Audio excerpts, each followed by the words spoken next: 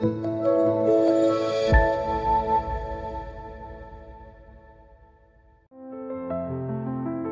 boleh, Kak Halim. Ya, benar. Jadi saya kemarin itu ketemu sama beberapa kasus yang hampir mirip lah gitu. Jadi kalau saya lihat itu secara kasar ya, itu anak-anak ini itu seperti sedang mencari perhatian. Jadi dia sedang menarik perhatian, entah itu temennya, entah itu gurunya gitu kan. Jadi melalui apa? Melalui perilaku dia. Jadi perilaku yang mungkin gangguin temennya, terus hanya ganggu biasa atau ganggu yang bullying ya. Jadi membuli temennya seperti itu. Dia kayak pengen nunjukin bahwa dia tuh keren gitu kan, dia perkasa gitu kan, dia punya power gitu. Atau anak-anak yang dia kepengen meng-attract atau menarik perhatian gurunya. Jadi narik perhatiannya itu bisa melalui perilaku dia. Kalau di sekolah nih ya, jadi misalnya dia rewel gitu di sekolah, kemudian dia berantem, dia gangguin temennya, atau mungkin gangguin yang sifatnya adalah bullying, membuli gitu. Dia kayak kepengen nunjukin gitu bahwa dia tuh keren, dia tuh perkasa, dia tuh punya power gitu. Dan ini saya melihat ada beberapa kasus kemarin gitu ya, itu seolah-olah tuh seperti anak ini sedang mencari perhatian. Nah sedangkan perhatian yang diharapkan dia itu dari mana? Apakah dari sekolah? Ataukah mungkin sebenarnya anak ini ada kebutuhan mereka di rumah yang tidak terpenuhi sehingga dia mencarinya di sekolah? Ada nggak kira-kira Kak Halim kaitannya gitu ya dengan salah satu pola pengasuhan atau salah satu komponen dalam pengasuhan? Nah mungkin salah satu, tentu saja ini ya Bun ya, kalau kita menemukan masalah dengan anak gitu ya dalam konteks pendidikan kita sebagai guru di sekolah gitu, yang tadi Bunda ceritakan, kemudian mencoba untuk mencari perhatian gitu ya, baik dari gurunya dan orang-orang di sekitarnya gitu dengan cara bahkan membuli gitu. Bunda Wani tadi mengatakan soal pengasuhan ya, mungkin tentu saja dalam konteks pendidikan anak gitu, pola pengasuhan itu menjadi faktor yang utama gitu ya, salah satu faktor utama ketika anak-anak ini ada masalah di sekolahnya gitu ya. Jadi pola pengasuhan Jadi orang tua, berangkatnya dari situ ya? berangkatnya titik tolaknya tentu saja dari pola pengasuhan orang tua gitu ya. Karena tentu saja ketika kita anggap ada problem itu tentu saja pemicunya gitu ya, misalnya pola pengasuhan gitu. Ketika anak itu ingin dilihat oleh orang-orang di sekitarnya gitu, baik oleh temannya maupun gurunya, berarti ada yang belum selesai dengan anak tersebut gitu ya. Kalau kita ingin mencari solusinya begitu. Nah, mungkin untuk bisa mendekati masalah tersebut, kita salah satu komponen yang di faktor pengasuhan itu ada namanya attachment gitu ya Bun. Attachment atau kelekatan dengan orang yang mengasuhnya gitu. Itu jadi attachment itu bisa untuk orang tua gitu maupun guru gitu ya. Jadi attachment anak terhadap siapapun yang mengasuhnya gitu. Kalau beberapa di sekolah kami itu juga ada yang sering diasuh budenya gitu, atau diasuh oleh akung utinya gitu di rumahnya. Lebih banyak dengan orang-orang tersebut gitu. Jadi salah satu yang mungkin bisa dipelajari di situ soal faktor attachment tadi, ketika anak itu belum merasa aman gitu ya dengan pengasuhan awal utamanya di keluarga gitu ya. Ketika anak itu nanti misalnya berkelahi di sekolah kemudian atau sampai ke tahap bullying, berarti kan ada pendidikan awal di keluarga itu mungkin yang bisa kita keliru gitu. Kita mungkin bisa tanya ke orang tuanya bagaimana selama ini di rumah gitu. Jadi itu bisa sebagai titik awalnya gitu. Jadi karena memang sebenarnya konsep attachment tadi ya Bun ya, itu kan sudah sangat sudah sangat lama gitu ya diperkenalkan oleh Bowlby gitu ya, soal attachment tadi, bahwa kalau saya belajar dulu di psikologi ada jenis 4 attachment gitu ya. Ada, tentu saja kita menginginkan anak itu memiliki attachment yang aman atau secure gitu ya kalau bahasa Inggrisnya itu. Anak merasa ketika dia berangkat sekolah kemudian orang tuanya pergi, dia tidak menangis gitu ya di sekolah, merasa aman dengan gurunya, secure gitu. Tapi juga nanti kita akan bertemu dengan teman-teman kecil yang unik lainnya gitu ya, mungkin punya problem attachment tadi gitu. Ada yang anak itu ketika di sekolah itu cenderung menghindari temannya maupun gurunya itu ya, avoidant. Berarti yang attachment secure tadi berarti anak ini aman ya? Aman. Jadi ketika dia secara psikologis aman, nggak masalah. Ya nggak masalah. Jadi ketika dia itu sudah trust itu ya, trust dengan orang tuanya, jadi paham bahwa orang tuanya mau berangkat bekerja, anak sudah paham bahwa dia hanya diminta untuk belajar di sekolah, nanti dia juga dijemput aktivitas yang berbeda, kemudian nanti dijemput pulang ke rumah gitu.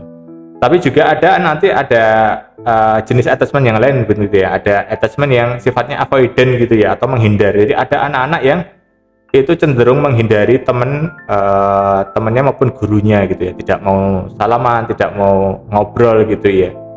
Tapi juga nanti juga perlu dibedakan dengan misalnya anak-anak yang memang punya kepribadian yang sifatnya introvert gitu ya, suka menyendiri. Tapi kalau kita fokuskan ke pembahasan attachment tadi, ada anak-anak yang justru menghindari orang-orang yang di sekitarnya. Kemudian juga nanti ada menghindari berarti dia nggak mau bersosialisasi. Ya, nggak mau bersosialisasi, dan juga mungkin misalnya aspek negatifnya ketika melihat subjek yang lain itu sebagai hal yang ancaman gitu ya, sifatnya ancaman gitu. Jadi kalau orang yang punya yang kedua. Jadi untuk membedakan mungkin itu tadi ya, menganggap orang lain itu sebagai ancaman. Kalau yang anak-anak yang sudah merasa aman dengan dirinya, suka memang hobinya menyendiri, dalam artian dia lebih suka senang sendiri, itu mungkin bisa jadi kalau orang tidak melihat sebagai ancaman, ya itu bagi biasa-biasa saja. Memang pengen sendiri gitu. Baru pengen sendiri.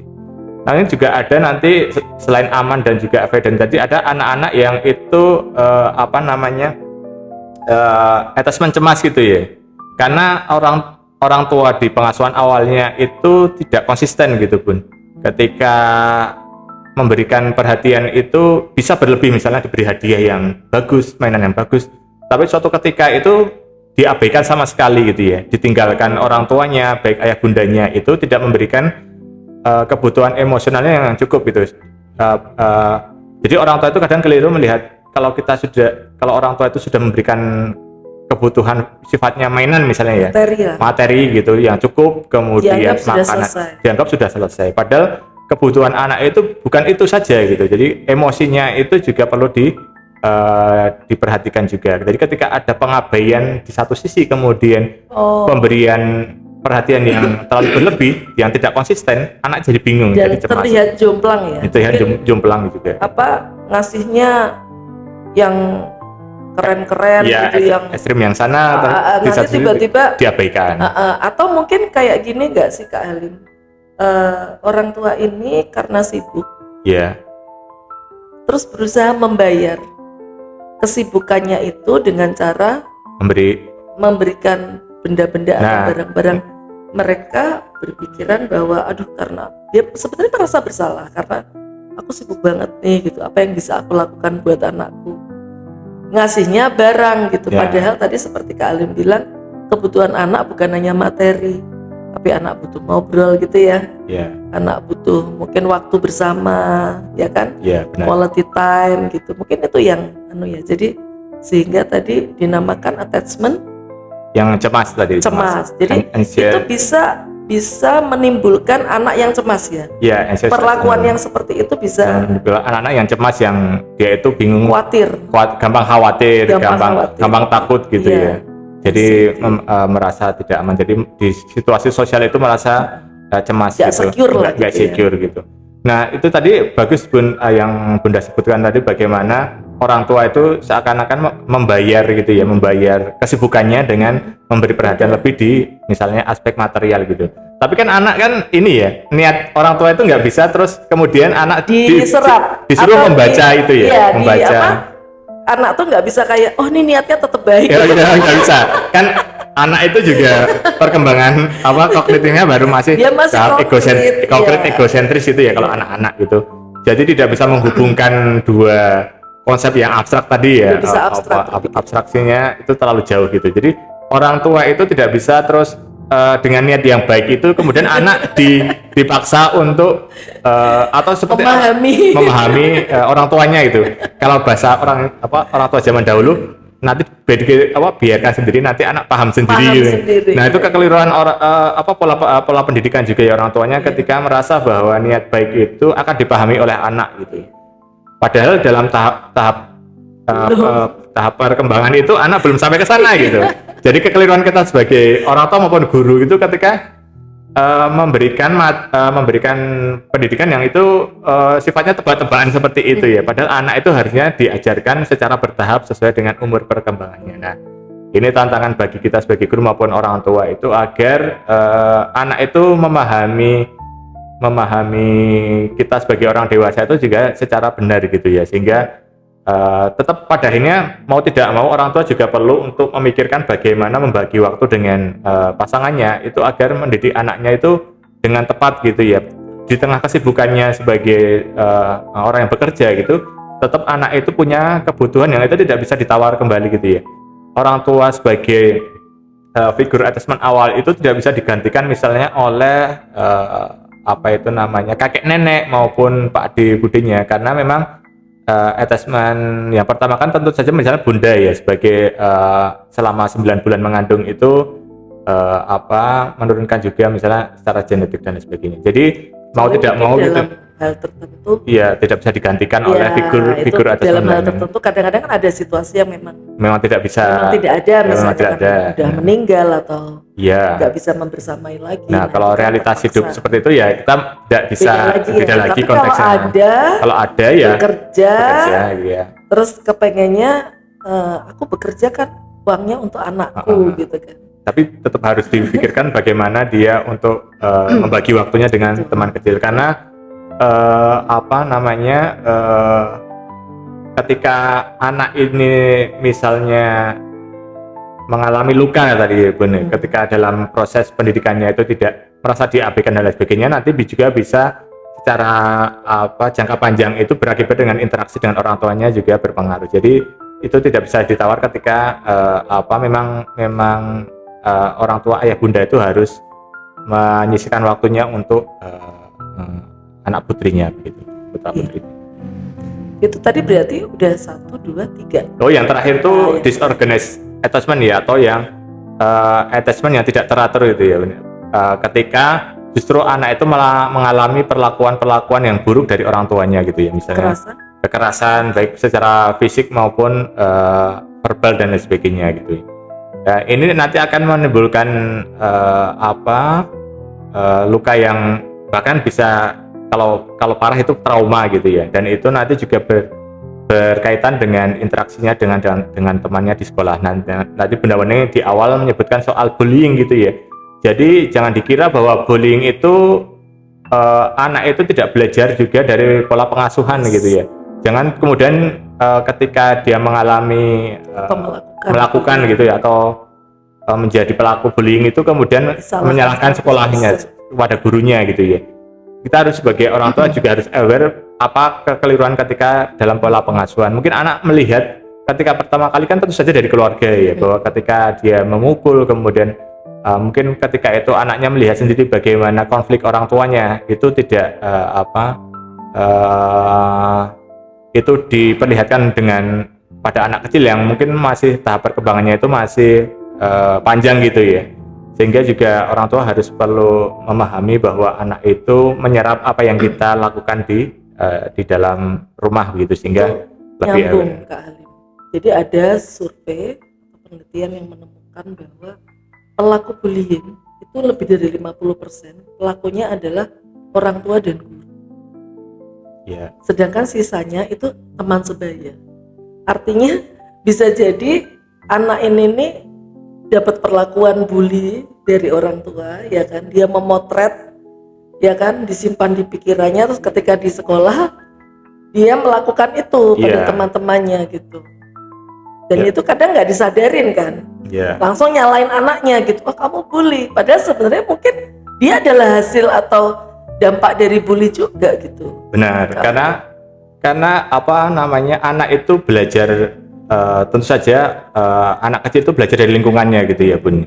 Ketika dia berinteraksi dengan lingkungan yang tidak sehat, maka dia akan meniru bahwa itu sebagai sesuatu yang normal begitu. Jadi memang harus dipahami bahwa pada guru dan orang tua itu bahwa anak itu belajar itu dari lingkungannya gitu. Jadi ketika sumber belajarnya, lingkungannya tadi itu keliru, anak akan melihat itu sebagai hal yang normal gitu ya. Jadi itu menarik juga ketika Bunda Awalnya keliru. Awalnya keliru, dan itu tapi dianggap normal oleh anaknya sebagai dinormalisasi sebagai kenyataan sosial dunia itu seperti itu gitu ya. Maka dari itu dapat dipahami bahwa kenapa misalnya di dalam ketika saya belajar psikologi itu, kenapa orang yang alkoholik gitu ya, orang tuanya nanti kemungkinan anaknya jadi alkoholik juga tinggi gitu ya, karena dia memang melihat bahwa mungkin cara menyelesaikan orang tua ketika stres itu ya minum-minum gitu ya. Akhirnya anak itu meniru di kemudian hari jadi pecandu minuman keras gitu. Itu kan kayak kalau orang tuanya punya profesi apa, anaknya besok jadi profesinya kurang lebih sama gitu juga kan. Kurang lebih sama. Pengaruhnya tuh orang tinggi. Tua itu kan luar biasa. Karena ayah bunda itu sebagai figur attachment yang pertama gitu ya. Apalagi bunda sebagai yang paling awal itu yang sering berinteraksi secara kedekatan fisiknya lebih tinggi dibandingkan dengan ayah gitu. Jadi anak-anak itu belajar soal dunia sosial itu pertama kali tentu saja dari keluarga gitu ya. Ketika sumber informasinya di keluarga itu sudah keliru, nanti melihat itu sebagai patokan kebenaran gitu ya. Jadi anak itu jangan dikira bisa memahami benar salah dengan sendirinya gitu. Kalau sejak awal itu sudah ketemu dengan pola pendidikan yang keliru di keluarganya, jadi itu sebagai nanti standar. Ternyata ketika marah itu ya mukul gitu ya. Itu anak itu akan mematri ingatan itu tadi ya, ketika melihat ayah bundanya bertengkar kemudian ada adu fisik di situ. Nah, anak akan menyimpan itu sebagai suatu bentuk kebenaran ini ya, kebenaran sosial sehari-hari itu ya seperti itu gitu. Yang normal itu orang berantem ya pakai tangan gitu. Karena itu diselesaikannya dengan fisik gitu. Nah, saya kalau ngedengerin tadi paparannya Kak Halim itu ada 4 attachment itu, berarti kan gini, ketika kita melihat anak punya perilaku, kita jangan buru-buru menghakimi. Benar. Karena bisa jadi sebenarnya perilaku mereka itu tanpa disadari dan tanpa diniatkan itu sebenarnya sedang dibangun di lingkungan mereka yang paling kecil. Benar.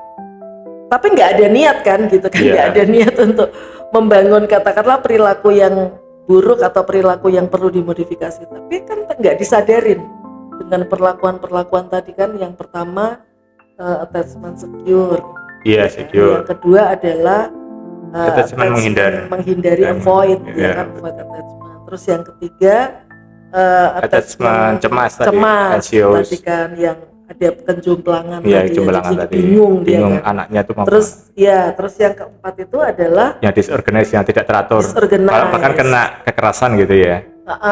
Dia bahkan kena kekerasan itu kan bisa kekerasan fisik, bisa kekerasan verbal ya. Termasuk Kak Halim melihat orang tuanya bertengkar terus menerus, itu adalah bentuk kekerasan. Benar. Jadi kadang orang tua gitu ya, nggak nyadar anaknya tuh ngelihat mereka bertengkar. Kalau bertengkarnya verbal bisa, atau bahkan bertengkarnya fisik mungkin gitu loh. Jadi satu banting apa, nanti banting lempar dan lain sebagainya. Benar. Ini sebenarnya walaupun dia nggak kena secara langsung, benar, tapi secara psikologis dia kena. Dia melihat 2 orang yang disayangi dia kok saling teriak-teriak, kok saling pukul. Itu kan menjadi hal yang menyakitkan kalau sudut pandangnya anak ya. Yeah. Jadi ternyata kita harus jeli dan teliti melihat ya dari 4 attachment ini. Bisa jadi perilaku anak yang mungkin kita lihat sehari-hari yang gemesin, mangkelin mungkin gitu ya. Ini anak kok gini banget sih gitu. Ini anak, karena ada anak tuh gini Kak Halim, tiap dia lihat sesuatu barang dirusak sama dia. Jadi bukan dia mainan jadi rusak loh, sama dia dibanting, padahal nggak ada apa-apa sebelumnya itu kan. Jadi macam-macam lah perilaku anak yang mungkin itu bisa jadi perhatian kita, dan jangan langsung menghakimi, karena bisa jadi tadi mereka itu justru terbangun dari tempat mereka yang harusnya harapannya menjadi tempat yang paling aman, gitu ya, Ya. Kak Alim ya. Jadi saya juga meng-highlight ini ya Bunda Wani tadi soal jangan menghakimi dan juga melabeling itu ya anaknya. Karena itu juga menjadi tadi ya, anak itu sudah mendapatkan masalah ketika dia sumber informasinya keliru ya dari orang tua yang tidak semestinya memperlihatkan pertengkaran mereka di hadapan anak kecilnya gitu. Nah, ketika itu sudah terjadi gitu ya, jangan sampai juga kita sebagai guru, orang yang di luar keluarga tersebut itu menjadi masalah yang lain juga gitu ya. Sudah anak ini sudah mendapatkan informasi yang keliru dari orang tuanya tentang bagaimana berinteraksi sosial secara normal itu seperti apa. Anak sudah keliru di situ, kita menambahi masalahnya dengan menjadi labeling gitu. Maka dari itu kenapa misalnya di Jogja ya ada misalnya klitih atau tawuran remaja ya kalau dalam konteksnya remaja gitu. Tapi kita juga bisa melihatnya di konteks anak-anak itu ya, banyak yang misalnya sekarang bullying sampai ke taman bermain dan lain sebagainya gitu. Jadi jangan sampai ketika permasalahan itu masih bisa diberikan solusi yang konstruktif gitu, kita sebagai guru maupun masyarakat gitu ya, itu justru melabeli anak ini sebagai sumber biang troublemaker dan lain sebagainya.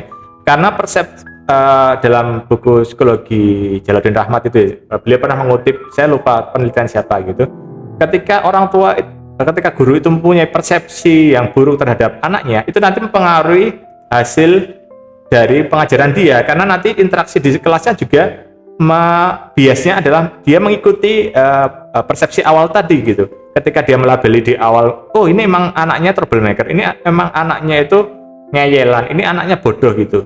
Nanti apa yang medium yang dia pilih untuk mengajarkan itu juga berusaha untuk membenarkan ini gitu ya. Jadi kita sebagai guru maupun masyarakat jangan menjadi sumber masalah kedua bagi anak gitu bersikap seobjektif dan seobjektif mungkin, dan juga dengan kepala dingin ya. Bagaimanapun permasalahan itu kita bikin geleng-geleng kita gitu ya. Tapi kalau itu masih dalam konteks pendidikan anak, kita juga harus sifatnya objektif dan juga jangan terbawa emosi gitu. Jadi kita perlu menyelesaikan masalah itu secara menyeluruh gitu. Tidak hanya sekedar kita melihat anak ini dianggap sebagai biang permasalahannya gitu. Padahal tanpa kita mengetahui bahwa sebenarnya ada problem-problem yang itu menjadi akar permasalahannya gitu. Ya, karena saya selalu percaya di balik setiap perilaku itu ada motif. Benar. Jadi selalu ada yang mengiringi di belakangnya. Entah dia itu terbangun di diri dia atau dia itu sengaja. Nah itu yang perlu didalami kan. Kayak kemarin itu ada kasus seperti ini kan. Ada anak pernah sekali dia bertengkar dengan anak lain. Kemudian di waktu yang berbeda, anak yang sama tadi ini bertengkar lagi dengan anak yang lain lagi. Oh iya. Nah, kemudian di waktu yang lain lagi, si anak ini bertengkar dengan anak yang lain lagi. Katakanlah ini A, ini B, ini C. Apakah dengan 3 kasus ini, lantas kita bisa langsung bilang yang jadi troublemaker adalah si anak ini? Kan belum tentu. Belum tentu juga. Ternyata Kak Halim, setelah saya minta untuk kita detailkan gitu ya, kita breakdown, di situ ternyata beda-beda. Jadi yang kasus pertama yang bikin gara-gara justru yang anak yang A tadi. Benar. Kasus kedua, nah anak yang tadi dianggap troublemaker. Ya benar. Di kasus yang ketiga, anak yang satunya lagi. Nah ini kalau orang mau gampang, nggak usah mikir dan menggali lebih dalam. Kita langsung salahin. Kayaknya ini memang jadi troublemaker karena kok masalahnya sama kamu terus. Iya gitu. Benar. Karena Kan kita biasanya cari shortcutnya gitu ya Bun ya. Cari jalan pintas aja. Oh kalau ada 4 anak kok satu ini ada terus gitu, berarti ini sumber masalahnya. Tapi kan kalau itu kita lakukan, kita nggak adil. Benar. Terus anak ini jadi terlabel. Belum lagi nanti orang-orang lain yang mungkin juga nggak mau melihat persoalan ini secara objektif juga melakukan hal yang sama. Akhirnya anak ini dicap jadi troublemaker. Dan akhirnya yang justru yang buruk yang terjadi, anak itu pada akhirnya mengidentifikasi dirinya seperti itu gitu. Itu yang bahayanya. Dia pada akhirnya emang orang-orang itu merasa saya itu kayak gitu gitu. Karena ya. belief itu akan justru membangun karakter. Ya, belief itu menciptakan realitasnya sendiri gitu ya. Ketika dia udah yakin, oh ya aku nih dianggap nakal ya. Nah. Aku nih dianggap pencari gara-gara ya udah kayak gitu aja gitu. Iya. Walaupun dia tidak diniatkan, tapi itu bisa dengan sendirinya. Nah ini juga ini Bun, kekhawatiran saya ketika melihat bagaimana orang itu dengan mudah ini ya menghakimi di media sosial ya. Kalau kita melihat ada problem masalah anak-anak di misalnya di media sosial, kita lihat kolom komentar itu sifatnya menghakimi itu sangat banyak gitu. Padahal lebih mudah itu melabeli masalah itu secara sepintas tadi ya Pak.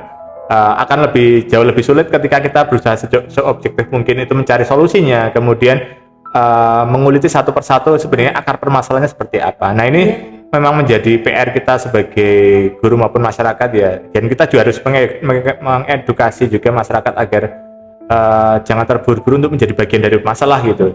Kalaupun tidak bisa ngasih solusi yang baik, mending jangan jadi masalah lainnya gitu ya. Nah, gitu yang perlu dipikirkan oleh kita adalah ketika kita tadi melabel, kemudian anak ini malah justru terdorong melakukan seperti yang dilabeli. Ini kan kita meninggalkan bekas di jiwa anak tersebut. Nah, Ya kan? Bisa anak ini luka dengan hal itu. Bisa jadi nanti ketika dia besar dia tidak mau bersosialisasi karena dia menganggap lingkungan sosial dulu dia itu pada melabel dia gitu. Benar. Dan dia khawatir lingkungan sosialku yang sekarang juga melakukan hal yang sama, nanti kalau aku melakukan apa sedikit di komen di apa seperti itu gitu ya. Ya benar ya kamu boleh